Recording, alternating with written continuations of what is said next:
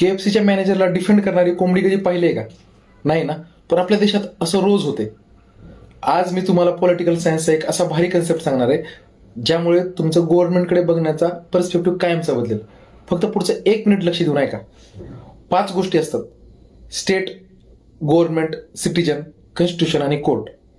State म्हणजे कुठला माणूस किंवा सरकार नाही. स्टेट म्हणजे पॉवर, यंत्रणा. पोलीस, ईडी, इन्कम टॅक्स ही सगळी स्टेट मशिनरी आहे. या स्टेटला चालवण्यासाठी आपण सिटीजन्स वोटिंग करतो आणि एका गव्हर्नमेंटला निवडून देतो. पण या गव्हर्नमेंटने स्टेटच्या पॉवरचा मनमानी वापर करू नये म्हणून असतं कॉन्स्टिट्यूशन, म्हणजेच आपलं संविधान, जे नागरिकांना मूलभूत अधिकार देतं आणि गव्हर्नमेंटला लिमिट करतं. जेव्हा गव्हर्नमेंट या यंत्रणेचा चुकीचा वापर करून तुमचा हक्क हिरावून घेतं तेव्हा कोर्टमध्ये येतं आणि संविधानाच्या आधारावर तुम्हाला वाचवतं. आता थोडा डीप विचार करा. आजकाल काही लोक म्हणतात कॉन्स्टिट्यूशन काढून टाका. विचार करा, जर कॉन्स्टिट्यूशन नसेल तर कोर्टही नसेल.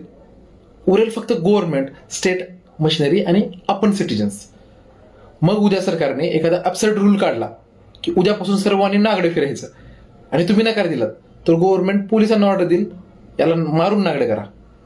तुम्ही म्हणाल हा माझा अधिकार आहे, मी कपडे घालणार. पण कुठला अधिकार?